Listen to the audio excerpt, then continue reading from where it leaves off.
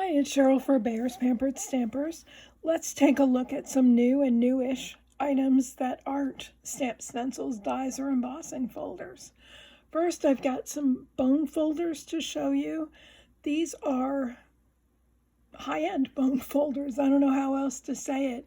The first one is from Honeybee Stamps. It's a Teflon bone folder.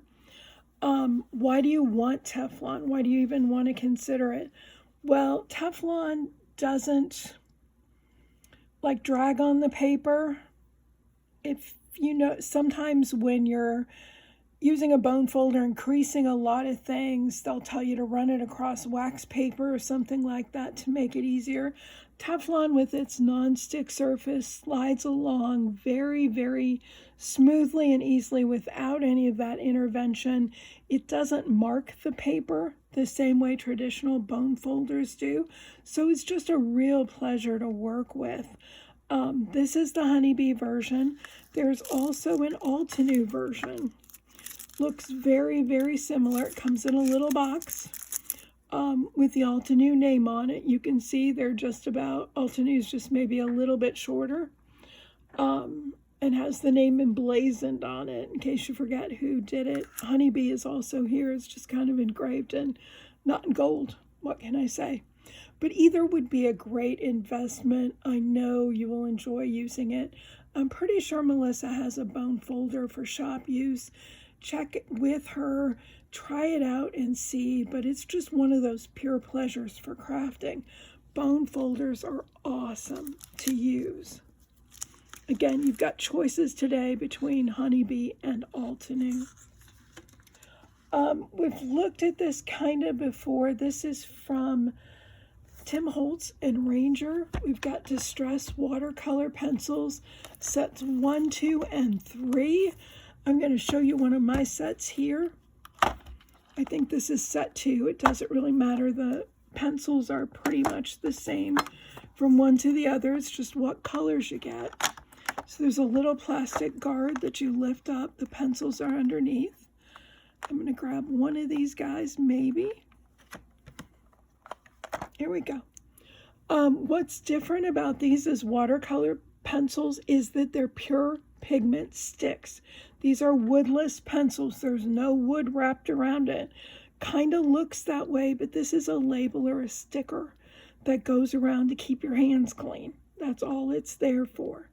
So there are many different ways that you can use it. Usually you want water involved because it smooths them out, brings the vibrant color. You can use a water brush and go directly to this. You can add color with the pencil and then use a water brush to smooth it out. A million different things to do. Check out the Tim Holtz videos and you'll see lots of different uses for the watercolor pencils.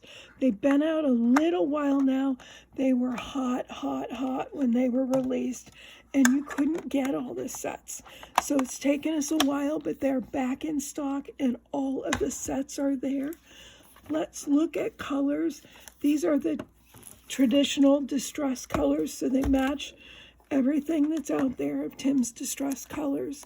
Set 1 gives you picked raspberry, fired brick, rusty hinge, mustard seed, peeled paint, salvaged patina, speckled egg, salty ocean, villainous potion, walnut stain, black soot, and picket fence. In set 2, you've got kitsch flamingo, barn door, spiced marmalade, fossilized amber, twisted citron, cracked pistachio, mermaid lagoon, ice spruce, prize ribbon, seedless preserved, antique linen, and vintage photo. And then set 3, we've got tattered rose, candied apple, crackling campfire, wild honey, crushed olive, rustic wilderness, peacock feathers, tumbled glass, faded jeans, shaded lilac, braid burlap, and hickory smoke. So lots of good colors in each of the sets. Buy 1, 2, or all 3. I've got full set syndrome, so I had to have all 3. But you can start anywhere and fill in as you need. I know it's their hope to release all of the distress colors in pencils eventually, but I know you'll enjoy working with them. Again, they're woodless, so it's a full stick of pigment. It's easy to waste the stuff, to be honest, so you have to kind of learn how to use it. Sharpening, if you want to point on the pencil, you're going to kind of want to either use a sandpaper block, and that's the piece of wood that kind of looks like a paddle, and has maybe 8 or 10 sheets of sandpaper stapled to it. You can use that just to bring this back to a point. Tim recommends the Prismacolor pencil sharpener for their colored pencils. Whatever you do, save the shavings. You can use that pigment as well. Just activate it with water. A lot of people are buying Tim's Distress palette. It's just an empty plastic palette, putting the shavings in there, reconstituting with water, letting it dry out, and then they kind of have a take with you watercolor palette to use at a future time. So lots of fun to use. Be sure and try these out, the Distress watercolor pencils. Also from Tim Holtz and Ranger are some great Distress mica stains. These actually came in over the holidays when I wasn't able to do videos for you very well. Beautiful colors for the holidays and for every day. They're a seasonal release, so they're only available at the holidays. Melissa still has several sets left, so you can still get them, but once they're gone, they are gone until we hit holiday season next year. Very likely these same colors will not be coming back. We'll be getting the ones that were released last year. So there were 12 colors released last year between Halloween and Christmas. 12 colors this year between Halloween and Christmas. Each set of 12 is intended to be an all-year set, an everyday set, but they're only released seasonally. Let's look at these sets. This is set number, it doesn't tell me. So this particular set, we've got Fresh Balsam, we've got Tart Cranberry, and we've got Winter Frost. And look at the sheen there. That's the mica in the spray. So, so pretty. The set behind has Merry Mint, Shiny Bauble, and Cocktail Party. So much fun. I'll have these samples at the shop so you can take a look at them when you go to get your set, and know which one you want specifically, or grab them both. Again, these are usable year-round. They're not just holiday sprays, and they're not just sprays either, by the way. They can be used in so many different ways. Again, check out the Tim Holtz videos. There's one in particular, Distress 2022 from the holidays, where he shows a lot of different ways of using the mica stains, including watercoloring and other things. Now the mica stains are gonna have like a sediment at the bottom. You can see it in this one from my collection. Ideal way to store them is on their side like that. Keeps the mica from going up and clogging the tube. When you're ready to use it, if you've stored them upright, and that's okay too, you just want to lay it on its side for maybe 5 or 10 minutes before you start. Each time before you spray, you're going to grab the bottle and you're going to shake it. Best to not up and down shake. Shake it like a bell from side to side. They all have mixing balls. You want to hear that mixing ball moving around. It can get trapped in the sediment or trapped on the little hose that goes down there or whatever. Just make sure that's free. If you have to, bang it against your hand or the countertop or whatever to get it moving. And again, that's going to mix up all that sediment, the mica that's in the bottom. You want that mica to come up in the spray because that gives you that beautiful shiny stuff. But once you're there, again, sometimes you have to loosen that ball up a little bit. You won't see all the sediment in the bottom. It's mixed through. Go ahead and spray it. When you're done spraying, clean this nozzle with a wet paper towel or just a damp one, and that will help to keep it from clogging as it sits over time. You don't have to do that every time, just when you're finished crafting for that session. And that's just a good maintenance tip to keep your mica sprays good. This is a set I brought. This has been in the store for a while and is out all year round. This is also a set of mica sprays. This is a set of metallics. We've got antique bronze, polished pewter, and tarnished brass. So the metallics, very fun to use. Again, use it the same way as the other. So much fun. Gotta love these distress mica stains. Now, I should address how to store these.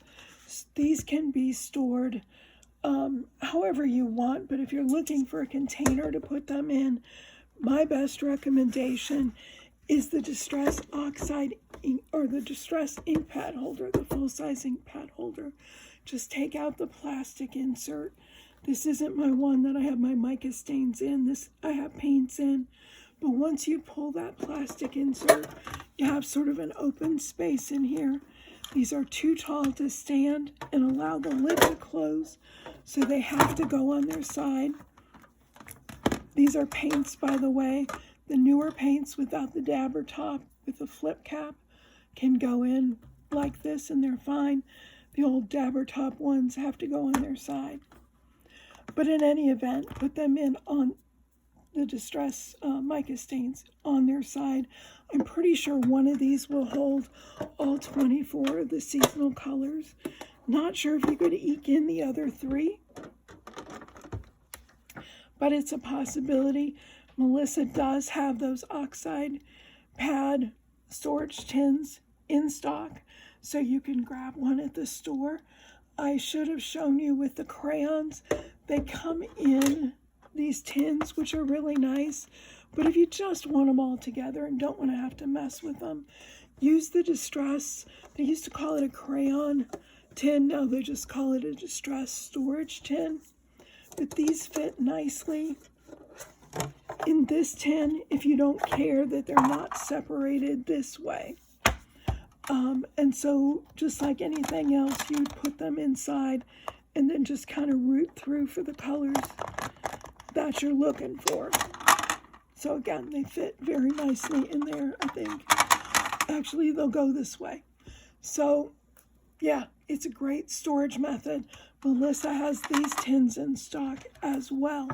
So check them out. Again, depends on what you prefer.